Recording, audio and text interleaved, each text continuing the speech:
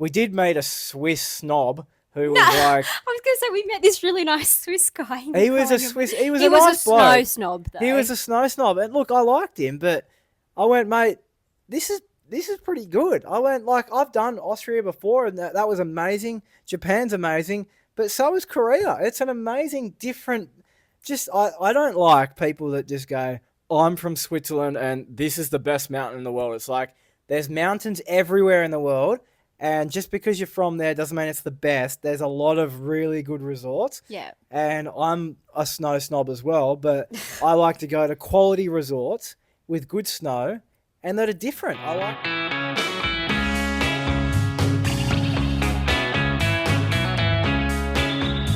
Welcome back to Chapter 2. This is all about our skiing and snowboarding experience in Korea.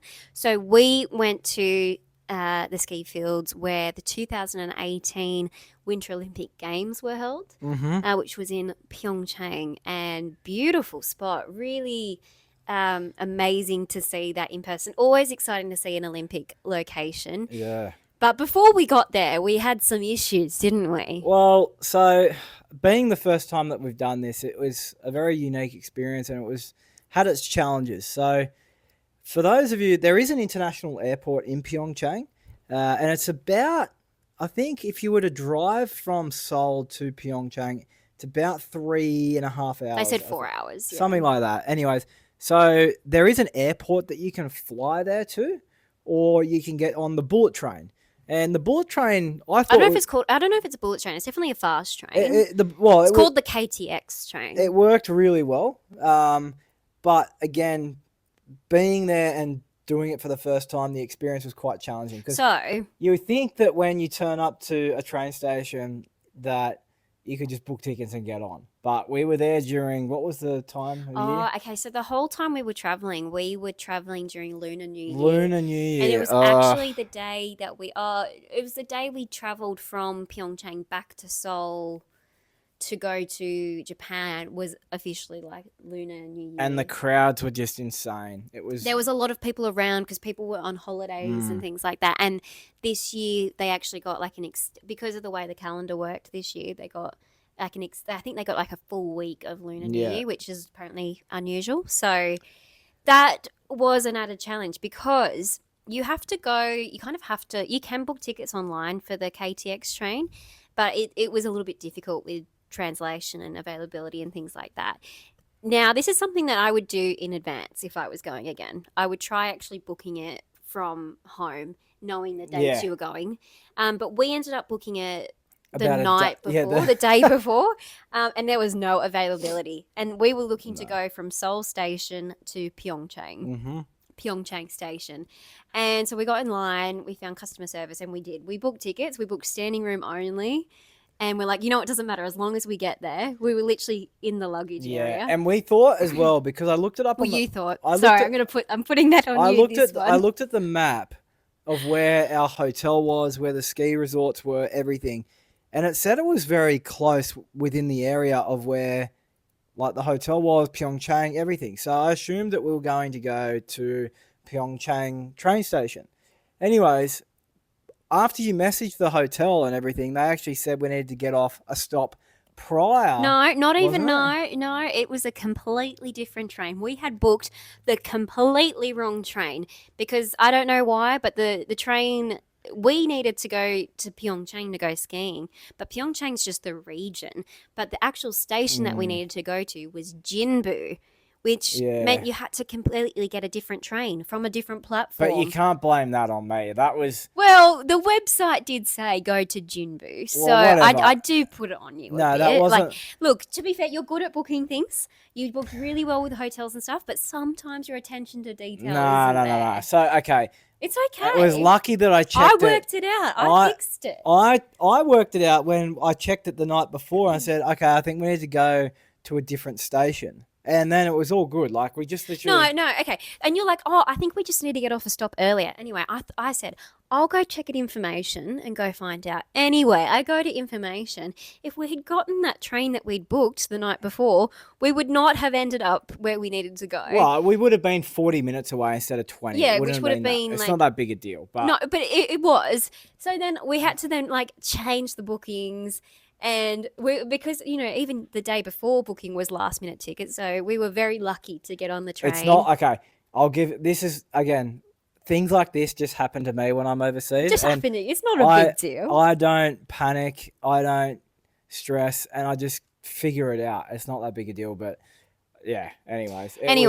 We made it to Jinbu Station, which is also dubbed as Olympic Station. Well, hang on. Before we get there, everyone needs to know that if you're going from Seoul on a bullet train to Pyeongchang, or if you're driving, whatever it is, you need to book tickets at least 2 or 3 days prior. I mean, so you get a seat. No, it's so you get a seat and you're not in the standing room. We were literally sitting on our luggage for about 2 hours. So just so it's more comfortable, make sure you book it a bit earlier, get a seat, get there, and it's all happy days. Yeah, so that's why if you can book from home, I would.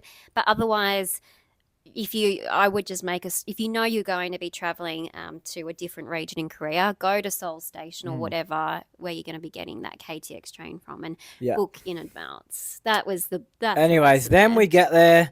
And you get greeted with the mascots. The Olympic mascots. From the Olympic Games. And it was dark, but it was still pretty cool to see that. And it was also snowing when we got off the train. And it's the Olympic... It's actually the Olympic station. That's what it said out the front. And it's...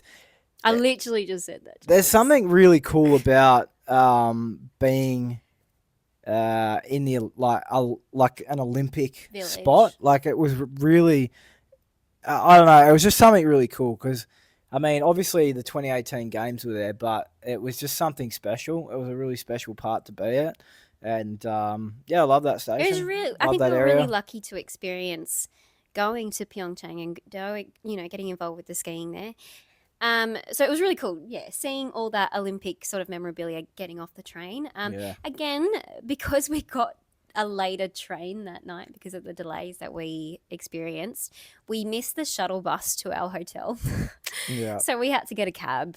Which was fine. It cost about $30. So it was $30, but because we had a lot of luggage, we had to get 2 cabs. Yeah. So which was, look, it wasn't much. So if you're just be aware, if you're traveling in a group and you got luggage, be aware you're going to need to get more than 1 cab. Yeah. So there's not a lot of large. They're tiny cars over there. Yeah. Tiny little Hyundais. But that was all right. And then we got there. So we were staying at the Ramada. We checked into the Ramada Hotel. Which is actually a dog hotel as well. There was the amount of little dogs we saw everywhere. It was so funny. That was crazy, yeah. It was very cute. Lots of those little small, fluffy dogs just running around everywhere, just on the main. Very stylish hotel, though. It was good. I loved it. It was just very grand. Big, spacious rooms again. Massive rooms. And what I loved, my favourite part about it, was that you could, when you walked in, it was boiling. They'd left the heating on. But then to cool the room down, just open the balcony door and you've got the best air conditioning system in the world. Nothing better than an Arctic wind blowing in off the balcony into your room. And, that was the best. Yeah, it was really magical. Cool, though, being at a hotel in the snow, like a big grand hotel in the middle of the snow. That you kind of expect to see in the city, but in the middle of the snow. And then again, the Olympians used this hotel. They did, yeah. I think a lot of this infrastructure was built. A lot of it was built, yeah. So it's quite new. A lot of it was built for the 2018 Olympics, and but again, it was just there was a snowboarding room. There's beautiful buffet in the morning that you can eat your breakfast. Again, big breakfast, keep you going. And then there's all restaurants and shops and everything sort of on ground level. No, on the basement. Yeah. You got to go down. Yeah. I find in most Asian countries, you've either got to go upstairs or downstairs from Main Street to find food. So we had heaps of restaurant choices on basement 1 of the Ramada. So that was pretty cool. So hotel, very happy with that. I thought that was one of the better hotels that we stayed in. All the hotels we stayed in. Really, really comfortable. and people were nice. The shuttles were really easy as Yeah, well. so there was a shuttle and to it was get to good. the ski resort. So the resort Yeah, that we went skiing at for a few days was called the Mona Yongpyong, yeah. and that was about 15 minutes away from the Ramada. So you did have to get the shuttle bus in the morning. So that was complimentary from staying at the hotel, but you had to go at certain times of the day. So there was a shuttle at, I think it was 8:40 in the morning. Then there was one at 12 p.m. And then the one coming home in the afternoon was 5:58 or something. it was something. It was very precise. And you know what? Everything in Korea was like clockwork. They weren't early. They weren't late. They were on time. Yeah. So, that bus, if it was showing at 5:58, it was there at 5:58. It was very unusual. Like, that was weird times to be picked up. So It was a long day of skiing. it's a big day. Massive day. Especially when it's freezing cold. I don't think I've ever skied in temperatures where you felt the cold that much. I mean, people say that our cold here in winter at like 8 degrees it goes through your bones, but I felt like in terms of ski temperatures, I know Canada can get to like -40, but over in Korea it felt cold. It was just checking really, the really weather cold. app, I think it was -8, but then it said with the wind, it said it felt like -16. Yeah, and So then that on the was on the cold. blizzard day it was about -18, and that was freezing. Yeah, we had a day. We'd actually finished all our skiing and everything, but we were just going to do an adventure day, Yeah. kind of around the area. But we couldn't actually leave the hotel because it was so blizzarding. Yeah. It was just absolutely Very wild dangerous weather. conditions.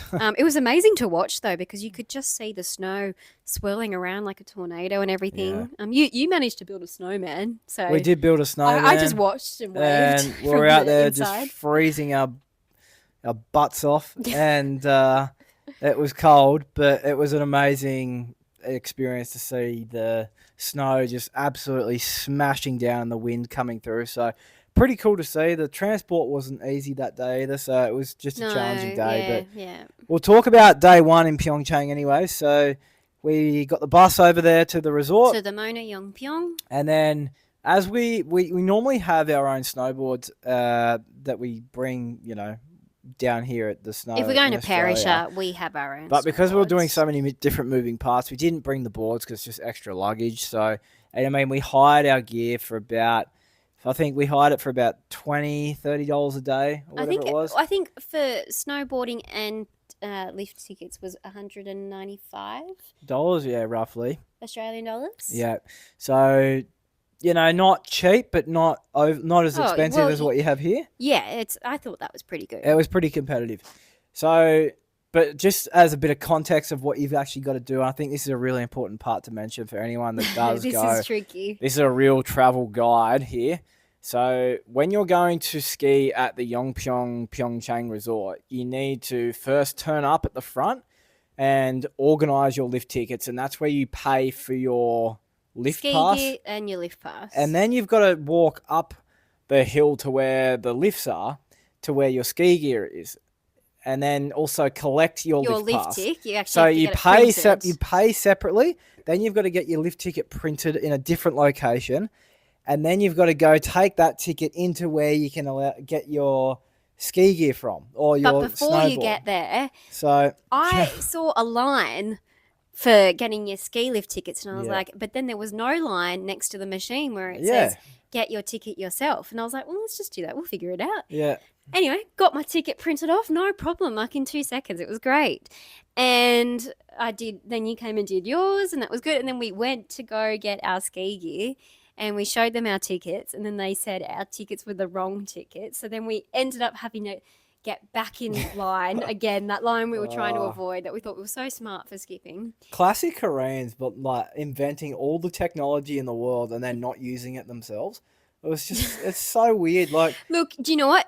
It was like the rules are the rules. Like they could see that we had bought the tickets, but they said we just need to see your piece of paper that you Yeah. bought your ticket, and there's like they could everything's see that. paper. It's Um, man. It was quite bizarre. So then we had to get back in line. Then we had to try explain to the staff what had happened. So then they had to reset our tickets, Yeah. and then they printed off our passes to go and get ski hire. And mentioning while doing all this, like no one could really speak English at all.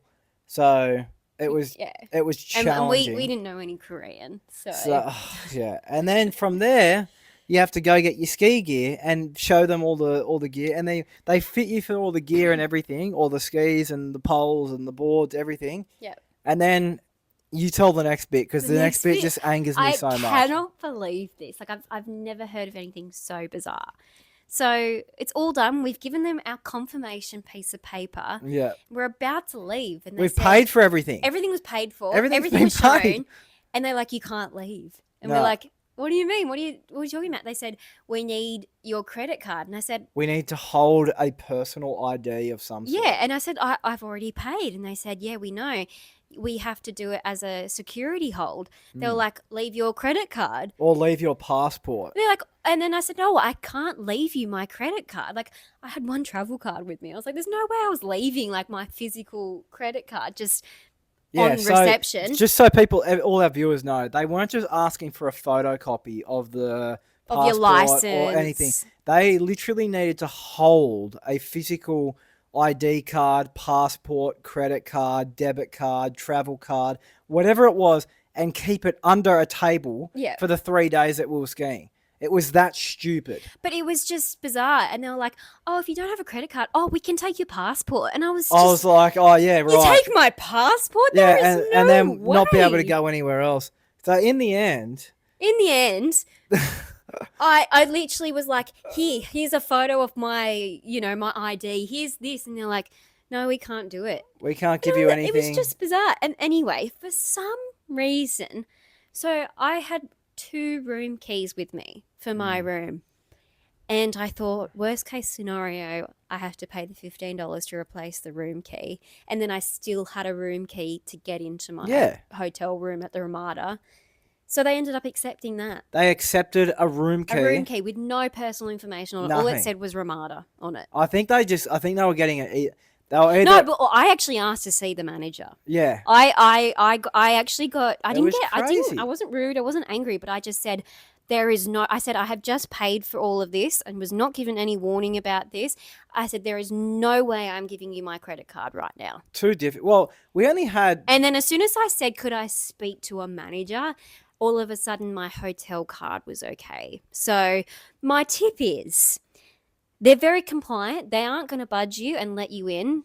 They're not going to let you take the gear without getting that collateral.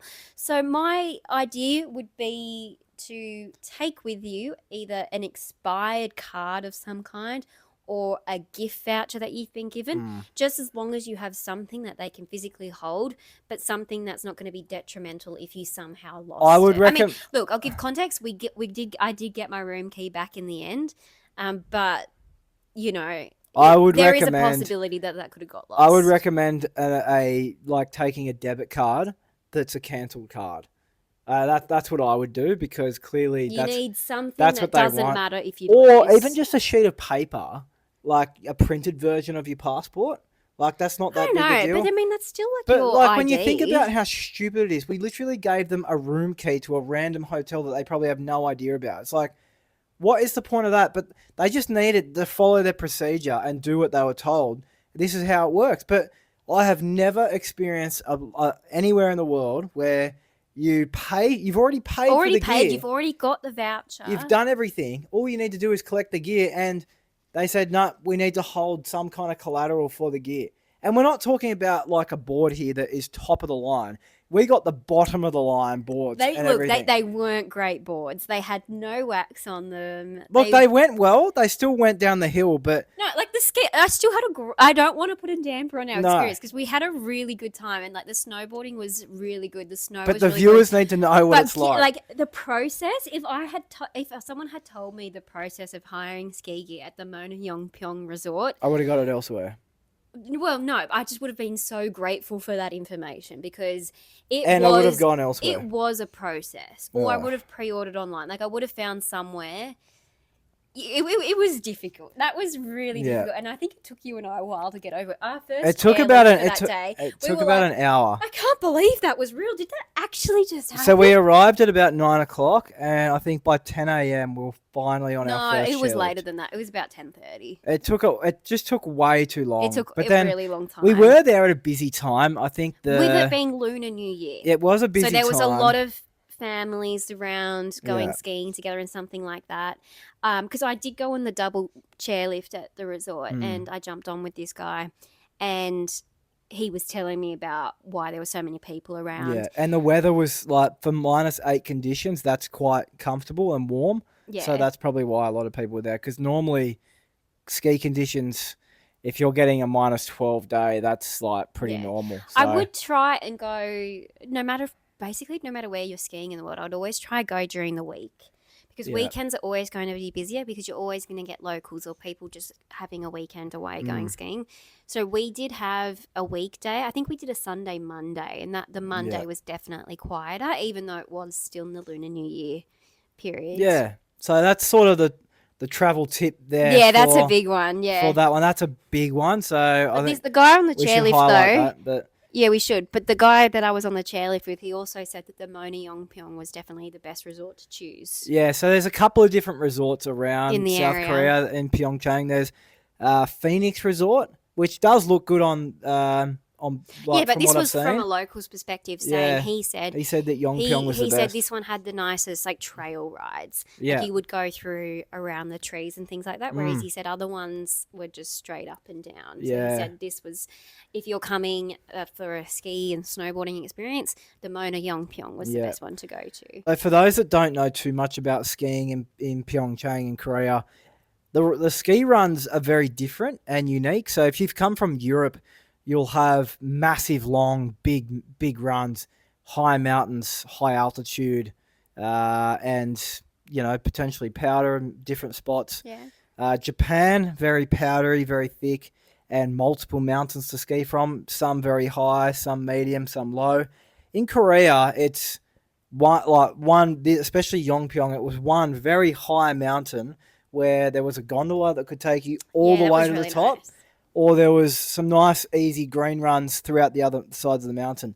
But there's a few different trails that you can go down, but it's all quite. There's a lot of trees everywhere. You don't tend to go through too many trees. It's more just going down the big The actual runs. trail itself. And it's a very different experience, very unique, but the snow quality is fantastic.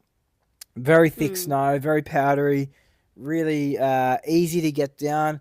Nice and long, smooth run. So felt like an adventure. yeah, it was every run. really cool, and the backdrops were just amazing. The scenery was really beautiful. Like being on the Yeah. chairlift, you were just in awe looking around at all the nature around you. It was so stunning. And we were there on Australia Day, We were, yeah. and I don't know, it just I took a Snapchat actually and put it on Instagram as well. But it was like Australia Day, and there was these. It looked like Narnia, like there were the beautiful trees lining the ski slopes with snow on the edges of the leaves and Yeah. everything. It was really cool. so I mean. But also, what the I liked runs were about the great. runs there is you couldn't get lost. Because, No. we didn't know what the Mona Yongpyong would look like. We didn't know the trails. But the way that they kind of direction them makes it really easy to get around. And you can't, basically, you They can't all get lead. lost. They all lead back to the center of the mountain, which I suppose most mountains do, but you can get lost easily sometimes. And I found that on that one particular mountain, if you went to the top of the gondola, you'd easily make your way back down. It was very easy to know where you were, and there was plenty of runs, Yeah. heaps of different lifts that you could go on, and it's probably one of the most underrated ski destinations that I've ever been on. And look, they had the Olympics there for a reason, because it was just the snow quality's great, the mountain's amazing. We did meet a Swiss snob who was like, I was going to say, we met this really nice Swiss guy. he was a Swiss, he was He a was nice a snow bloke. snob, though. He was a snow snob, and look, I liked him, but I went, mate, this is pretty good. I went, like, I've done Austria before, and that was amazing. Japan's amazing, but so is Korea. It's an amazing, different. I don't like people that just go, I'm from Switzerland and this is the best mountain in the world. It's like there's mountains everywhere in the world.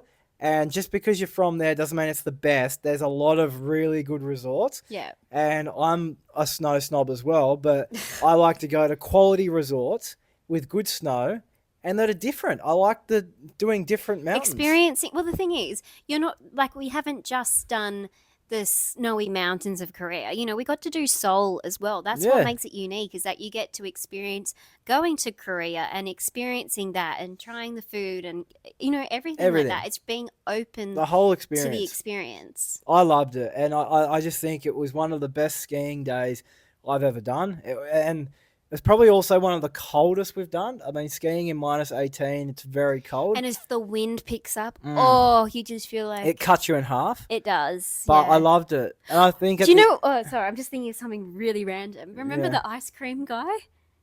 Oh, yeah. That was the coolest. There so was for lunch, Turkish ice cream. Yeah, for lunch every day, you went down like into the main area. Like the pub kind of area. And it's 2 floors of just ski gear and then like food places. Yeah. And basically, to order your food, there's just like a big screen and they call out your number and off you go, you pick up your food. And there's also, Turkish ice cream where it's like a magician. There was a magician serving ice cream and he was so good at serving it. And the way it was like reflexes, I'm going to just have to share it on our socials. But that was actually such a, I sat there while you were getting your boots or something. I just sat watching this magician at the Turkish ice cream place probably for about half an hour. And it was so funny, so entertaining. I loved it. I love watching that. Like that there was, you know, in Korea, there's so many unique experiences and it's all about those little moments that you look back on the trip and you go, that was really fun. Like when I, you know, had a random chairlift chat with the Swiss guy and then there was a chairlift chat with the other person that I just jumped on the double chairlift with. I think it's all about just every interaction is an opportunity. Yeah, definitely. An opportunity to learn, an opportunity to have fun. And just speak with different people. Like, even though there was not a lot of English over there, I thought it was a breath of fresh air going to a ski mountain where there was less Australians. I know. There was not. I probably met one Aussie family that was from Adelaide. Yeah. And that in Korea, that was it the whole time. No, and this is what I mean by a very underrated place to go skiing. It's South Korea. It's so nice. I loved it. Well, my favourite part was, I think, doing that gondola run. The gondola run was beautiful. That was very nice and long, great powder, just amazing snow. That was also my first time on a gondola. Yeah. That was my first time on a gondola snowboarding. It was just something special. Very, very nice. What was your favourite part? My favourite part was, I'm just thinking of the magician. That was really funny. No, my favourite part was just being on top of the mountain and looking at all the beautiful scenery and just really soaking it in and being in the moment and just knowing how excited I was for this trip and how it had come to life.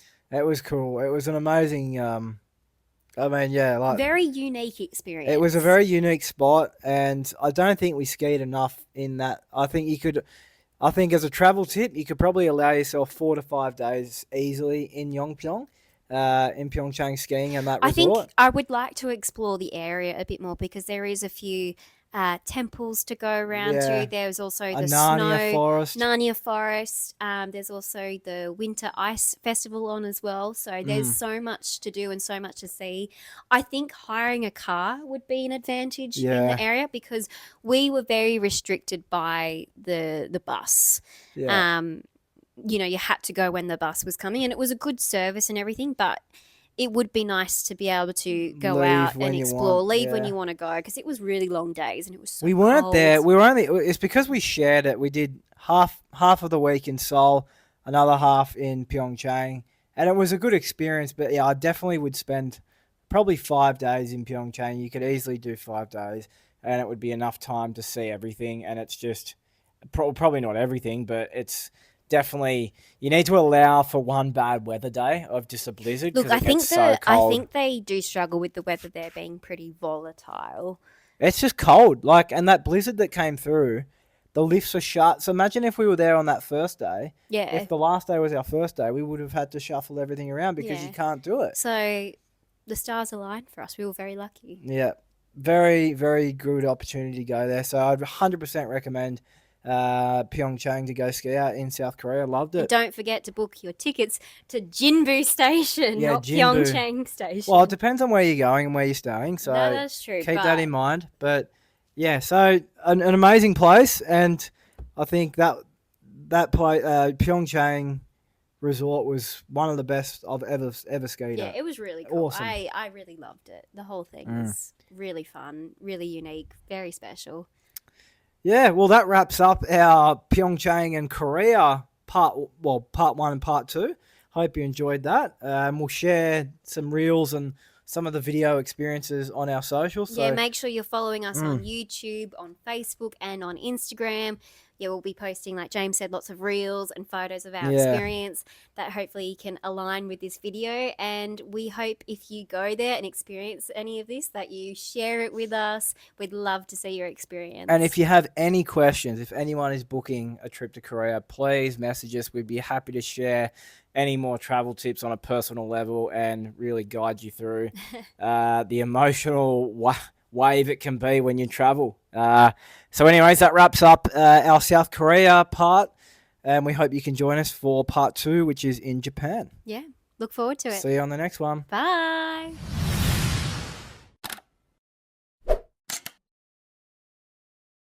Oh, I've been calling it the metro. They call it the subway. Okay, whatever. And I don't say whatever, because you kept asking people, do you know where the subway is? And you were looking for like the sandwich shop. Oh, are we recording? Yeah. Oh, right. Okay. Because like you're like, oh, I just want a subway, and people would hear you and point, and they would point to the train station. Yeah, I know, that was kind of weird. I said, because obviously I was hungry, which is, another thing that's hard to come by when you're overseas is food. Yeah, like, it's food that you like. Then of course, I asked for like a subway, and they'd take me to the train station. I'm like, no, the wrong subway. Yeah, because there's like information all over the city. Yeah, that was